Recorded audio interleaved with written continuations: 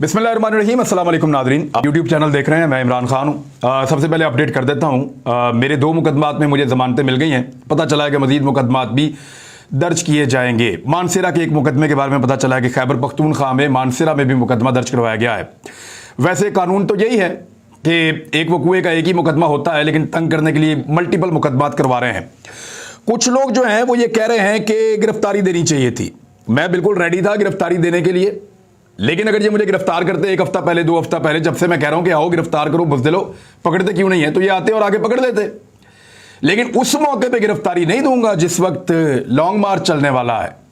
यानी इस वक्त मुझे लगता है मेरा बोलना जरूरी है, और बहुत सारे लोगों ने मुझे ये बात कही भी है कि अब अगर आपकी आवाज बंद हो जाती है तो जितना मोमेंटम बना है इंपोर्टेड सरकार के खिलाफ, जितना मोमेंटम बना है जो बैरूनी साजिश के खिलाफ, उसमें आपका बोलना अभी भी जरूरी है। मुझे बहुत सारे लोगों ने कहा, सहाफियों ने कहा, दोस्तों ने कहा, लॉयर्स ने कहा, तो मैं ये बात समझ गया। मैंने कहा ठीक है गिरफ्तारी अब नहीं देंगे, तो मैंने गिरफ्तारी नहीं दी।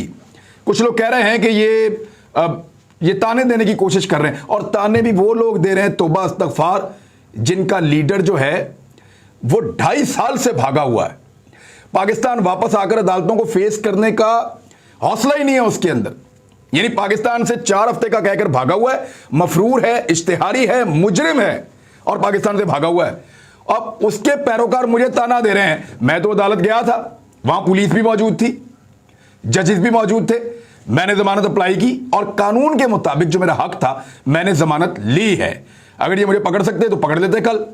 तो इस मौके पर मैंने फैसला किया कि अब गिरफ्तारी नहीं देनी, इस वक्त बोलना जरूरी है। तो जितना मर्जी आप मुझे गुस्सा दिलाते या ऐसा करते, मैंने ये नहीं करना था। गुस्सा दिलाओ ना नवाज शरीफ को। जब अदालत में आवाज पड़ती है कि नवाज शरीफ बनाम सरकार, आगे तो जवाब आती है जनाब मैं बीमार। ये हालत है नवाज शरीफ की, तौबा इस्तगफार। इस तरह के लोग जो हैं वो इस तरह की बातें कर रहे हैं, और कुछ लोगों को बड़ा एतराज हुआ कि मैं सिक्योरिटी क्यों ले गया।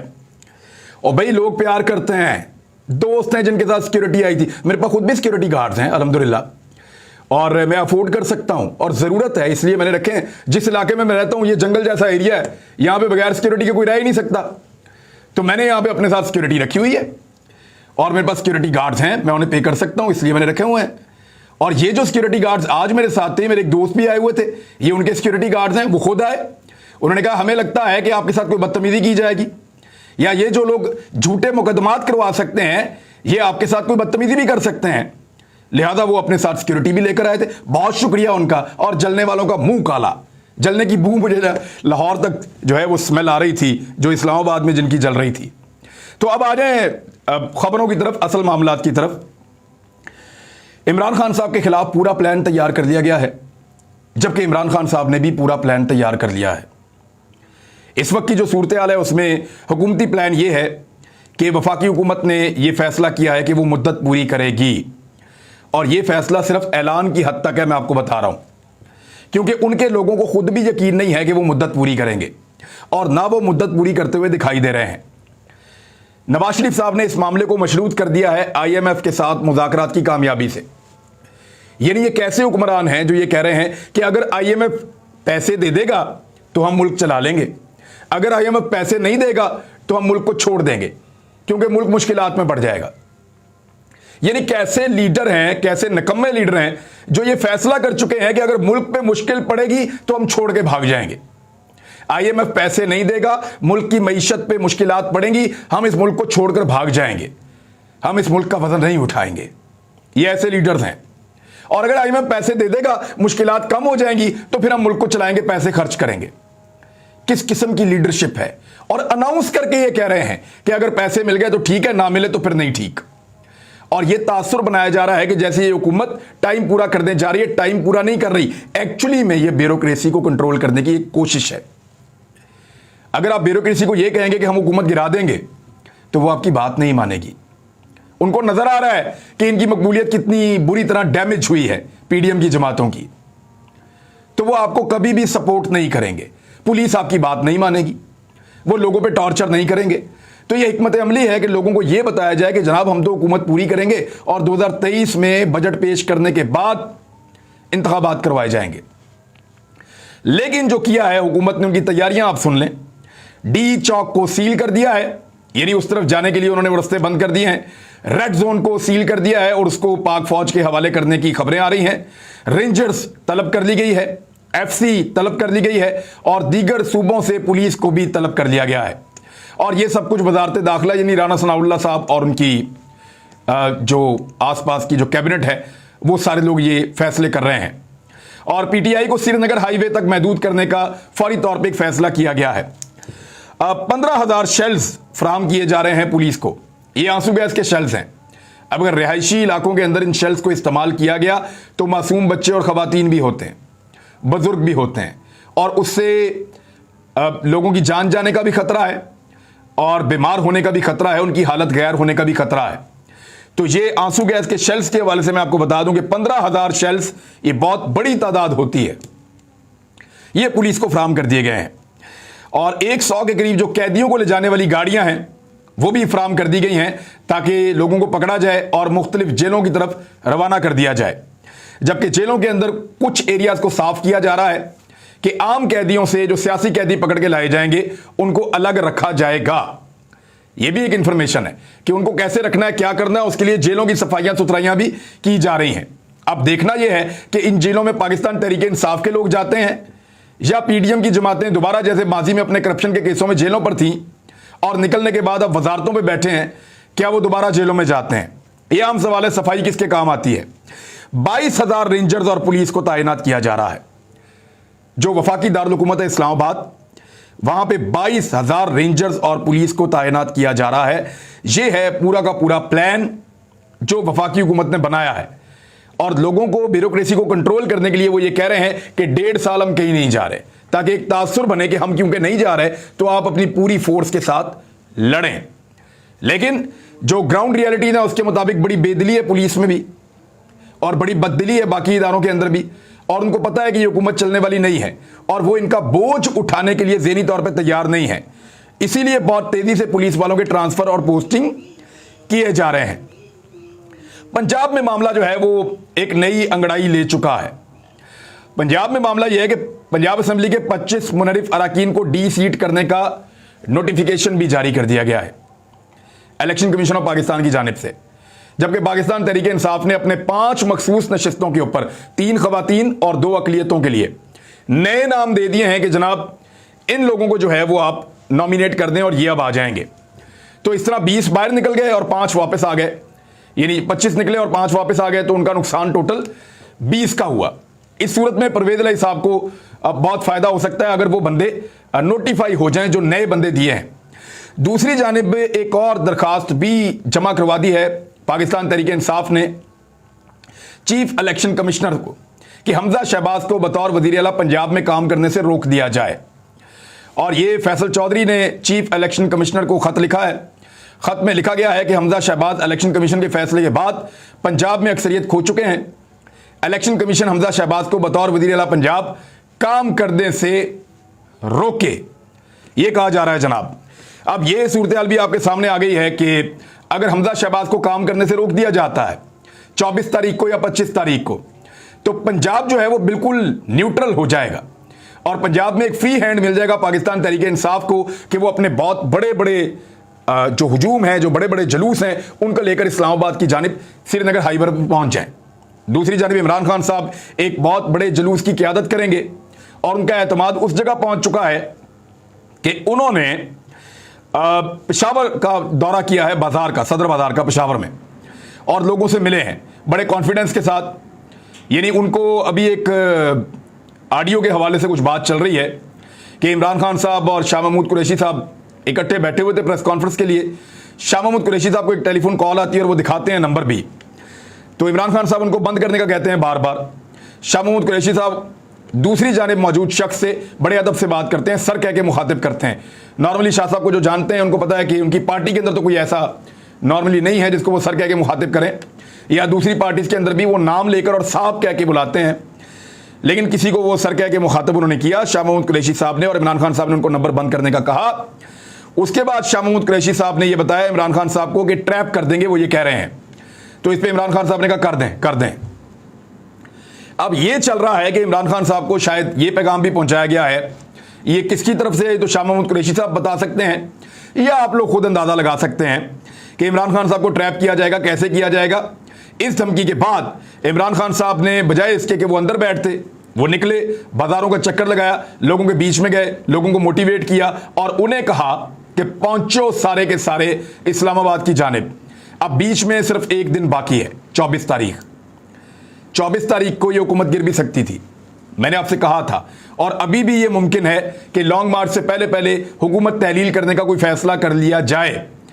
लेकिन यह हुकूमत यह चाहती है, पीडीएम की इंपोर्टेड गवर्नमेंट, कि कुछ भी करके नैब के पर काट दिए जाएं, ताकि निगरान हुकूमत के दौरान नैब इन लोगों को, जो लोग इलेक्शन में जा रहे हैं, चाहे वो पीएमएलएन के हैं, पीपल्स पार्टी के हैं, फजलुर रहमान के हैं या बाकी पार्टियों के हैं, नैब उनको कुछ ना कह सके इन 4 महीनों के दौरान या 3 महीनों के दौरान जिसमें निगरान हुकूमत बनेगी। बाद में जिसकी भी हुकूमत बनेगी, अगर इमरान खान की बनी तो वो नैब को वापस फाल कर देंगे, अगर दोबारा से पीडीएम की बन गई तो वो नैब के पर और ज्यादा काट देंगे। तो ये फर्क मौजूद है। लेकिन वो ये चाहते हैं कि मौके से फायदा उठाएं और इससे पहले कि असेंबलियां तहलील करनी पड़े, नैब के पर काट दें, ताकि जितनी देर निगरान सेटअप रहे, इनके ऊपर नैब का खौफ पूरी तरह से खत्म हो जाए। नैब से इनकी जान जाती है, आपको इस बात का पता है। लेकिन सुप्रीम कोर्ट ऑफ पाकिस्तान पहले ही एक नोटिस ले चुकी है और बहुत मुमकिन है कि जब ये नैब के पर काट रहे हो तो उस वक्त सुप्रीम कोर्ट ऑफ पाकिस्तान दोबारा भी नोटिस ले ले। अब इमरान खान साहब जो है वो किसी भी खौफ में आने के लिए तैयार नहीं है। उन्होंने अपने कारकुनों को तैयारी का कह दिया है और मुख्तलिफ इलाकों से काफिले लाहौर की जानिब आएंगे और लाहौर से आगे काफिले जो हैं वो इस्लामाबाद की जानिब जाएंगे। पाकिस्तान तहरीक इंसाफ की एक अपनी पूरी हिकमत अमली है और वो हिकमत अमली भी उन्होंने बना ली है। खैबर पख्तूनख्वा से जो प्लान तैयार हुआ है उसके मुताबिक पेशावर इस्लामाबाद मोटरवे पर काफिलों के लिए सवाबी इंटरचेंज को सेंट्रल पॉइंट मुकर्रर किया गया है और पेशावर से काफिले दोपहर 12 बजे 4 सद्दा इंटरचेंज पर जमा होंगे। पेशावर से काफिले की क़यादत डिप्टी स्पीकर महमूद जान, एमएनए शौकत अली, ये दोनों करेंगे। मालाकंड डिवीजन से नौशहरा, खैबर एजेंसी, मोहम्मद एजेंसी, इन इजला से जो काफिले हैं वो सवाबी इंटरचेंज पर जमा होंगे। सवाबी इंटरचेंज से मुश्तरका काफिलों की क़यादत वज़ीर आला महमूद खान और परवेज़ खटक करेंगे। ये मालाकंड की तरफ से आ रहे हैं और पीटीआई ज़राए के मुताबिक पार्टी चेयरमैन इमरान खान पेशावर से ही इस्लामाबाद मार्च के लिए रवाना होंगे। डेरा इस्माइल खान से मुल्का इजला के काफिले सुबह 8 बजे निकलेंगे। डीआई खान, टांक, वजीरिस्तान, बन्नू, लकी मरबत, ये जो सारे इलाके हैं, यहाँ से काफिले हकला इंटरचेंज पहुँचेंगे और वहाँ से ज्वाइन कर लेंगे। जो कोहाट वाले काफिले हैं वो भी मोटरवे के ऊपर आएंगे और यहाँ से ज्वाइन करेंगे। हज़ारा डिवीजन से काफिले बुरहान इंटरचेंज पर जमा होंगे क्योंकि वो एरिया बुरहान इंटरचेंज पे आके मोटरवे को लगता है। हरीपुर हज़ारा से होके वो यहाँ पहुँचते हैं। काफिलों की क़यादत उमर अयूब, मुश्ताक गनी, आदम सवाती ये लोग करेंगे और पीटीआई ज़राए के मुताबिक काफिलों की रवानगी शेड्यूल के अंदर कुछ रद्द-बदल तो हो सकता है और हतमी शक्ल नहीं है, लेकिन ये सूरत हाल बनती हुई दिखाई दे रही है। फिर एक बहुत बड़ा काफिला इस्लामाबाद की जानिब आगे बढ़ेगा और कश्मीर हाईवे पे इमरान खान साहब जो बाकी सूबों से आने वाले पाकिस्तान तहरीक इंसाफ के लोग हैं उनके साथ जुड़ जाएंगे। पाकिस्तान तहरीक इंसाफ को जो इंतजामिया है इस्लामाबाद की, उसने धरने की इजाज़त दे दी है। मुबैना तौर पे कुछ ऐसी खबरें आई हैं, उनके मुताबिक धरने की इजाज़त उनको दे दी गई है। जबकि इमरान खान साहब ने एक इंटरव्यू दिया और वो बिल्कुल अपने आप को डाउन करने या स्लो करने पर इमरान खान साहब बिल्कुल तैयार नहीं है। उन्होंने अमेरिका पे पूरी चढ़ाई कर दी है। ये CNN को इंटरव्यू था, बैकी एंडरसन उन्होंने इंटरव्यू किया और इमरान खान साहब ने तो अमेरिका की बैंड बजा के रख दी है।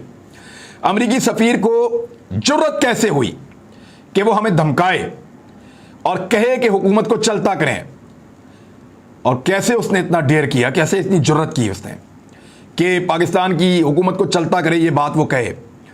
बैकी, मैं तो तमाम अमरीकियों से कहता हूं कि इस बदतमीजी पर डोनाल्ड लू को फिलफौर नौकरी से बरतरफ किया जाए। ये अमरीकी टेलीविजन CNN के ऊपर इमरान खान साहब का इंटरव्यू है। इतनी जुर्रत के साथ कोई और तो इंटरव्यू दे नहीं सकता।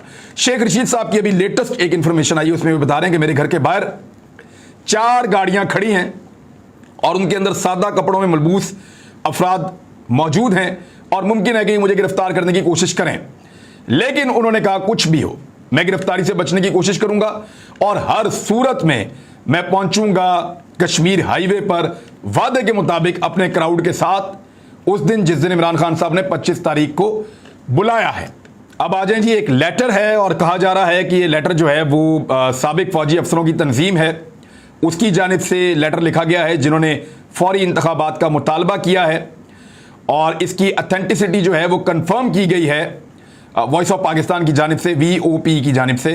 अदील राजा साहब ने ये फरमाया है और ये साबिक फौजी हैं। इसके अंदर जो लिखा हुआ है वो मैं आपको बता देता हूँ, इसको ज़रा आप देख लें।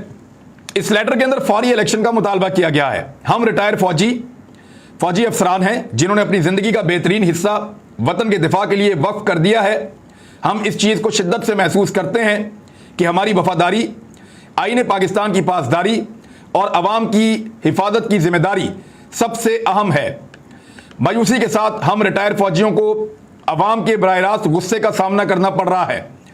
जिस अंदाज से सूरत हाल को संभाला गया है, हम ऐसी सूरत हाल से बचना चाहते हैं जिसमें अफवाज पाकिस्तान और कानून नाफिज करने वाले इदारे अवाम के खिलाफ आंख मचोली का शिकार हो रहे हैं। पाकिस्तान की तारीख इस बात की याद दहानी कराती है कि अगर इस तरह की सूरत हाल पैदा होती है तो मुसल्लह अफवाज कभी भी इस हालत में नहीं होंगे कि वो इसके बुरे नतायज को ठीक कर सकें। हम इस तरह की सूरत हाल से सिर्फ एक ही तरह से बच सकते हैं कि जल्द अज जल्द पाकिस्तान में इंतखाबात करवा दिए जाएं। अब ये जो है कुछ लोग कंफर्म कर रहे हैं कि ये वाकई उस तंजीम की जानिब से है। ये ओपन लेटर है और इसका कंटेंट और भी ज़्यादा है, लेकिन मैंने आपको इसका लुब्बे लुबाब बता दिया है कि क्या कहा जा रहा है। कामरान खान का एक ट्वीट है और मईशत को पूरी तरह तबाह करने का फैसला कर लिया इन लोगों ने, क्योंकि इसहाक डार साहब माजी में इसी अमल के खिलाफ बात कर चुके हैं।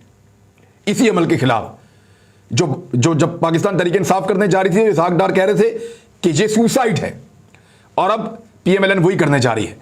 और कामरान खान का ट्वीट ये है कि एक भयानक खबर, स्टेट बैंक ने इंटरेस्ट रेट्स में यकमुश्त मजीद 1.5% इजाफा कर दिया है।